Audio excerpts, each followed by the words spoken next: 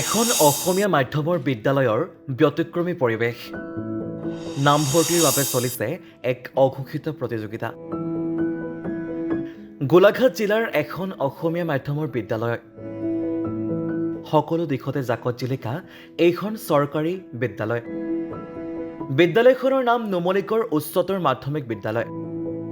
যি সময়ত অসমীয়া মাধ্যমৰ চৰকাৰী বিদ্যালয়ৰ প্ৰতি মানুহৰ অনীহা আধুনিকতাৰ ধামখুমীয়াত ব্যক্তিগত খণ্ডৰ ইংৰাজী মাধ্যমৰ বিদ্যালয়ত নিজৰ সন্তানৰ নামভৰ্তিৰ বাবে এক অঘোষিত প্ৰতিযোগিতা চলে, তেনে সময়তে এইখন নুমলীগড় উচ্চতৰ মাধ্যমিক বিদ্যালয়ত পৰিলক্ষিত হৈছে এক ব্যতিক্ৰমী দৃশ্য।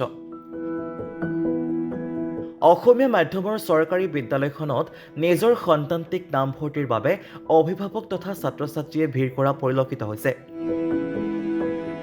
এই সন্দৰ্ভত বিদ্যালয়খনৰ ভাৰপ্ৰাপ্ত অধ্যক্ষ মহেন শইকীয়াই জনায় যে নতুনকৈ ৬ষ্ঠ শ্ৰেণীত নামভৰ্তিৰ বাবে ২৫০জন ছাত্ৰ ছাত্ৰীয়ে আবেদন কৰিছে। বিদ্যালয়খনত শ্ৰেণীকোঠাৰ কোনো অসুবিধা নাই যদিও পৰ্যাপ্ত শিক্ষকৰ অভাৱৰ বাবে ছাত্ৰ ছাত্ৰীৰ নামভৰ্তিৰ ক্ষেত্ৰত সমস্যাৰ সৃষ্টি হৈছে। উল্লেখ্য যে বিদ্যালয়খনৰ সাম্প্ৰতিক পৰিৱেশ হয়তো ৰাজ্যখনৰ ভিতৰতে বিৰল।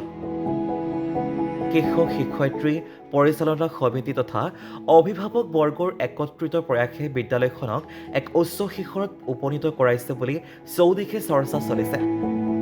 বিদ্যালয়খনৰ পৰিৱেশ সুস্থ হোৱাৰ উপৰিও সুন্দৰ বাতাবৰণৰ বাবে ২০১৯ বৰ্ষৰ গ্ৰাছ গ্ৰীণ এৱাৰ্ড লাভ কৰিবলৈ সক্ষম হয়।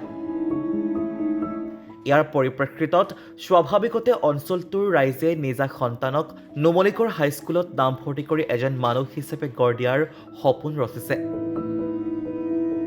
এই ক্ষেত্ৰত অঞ্চলটোৰ ৰাইজে অতি শীঘ্ৰেই বিদ্যালয়খনৰ শিক্ষক শিক্ষয়িত্ৰী বৃদ্ধি কৰি অঞ্চলটোৰ ছাত্ৰ ছাত্ৰীক গুণগত শিক্ষা গ্ৰহণৰ সুবিধা কৰি দিবৰ বাবে বিভাগীয় কৰ্তৃপক্ষলৈ আহ্বান জনাইছে। নুমলীগড়ৰ পৰা অমল দাৱৰ ৰিপৰ্ট, এনিভৰত 24।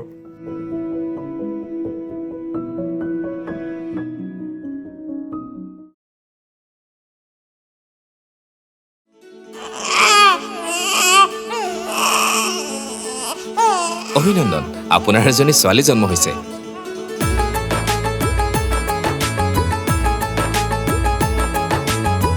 লাহি পাহি এজনী পৰি আহিলে ঘৰখন উজলি।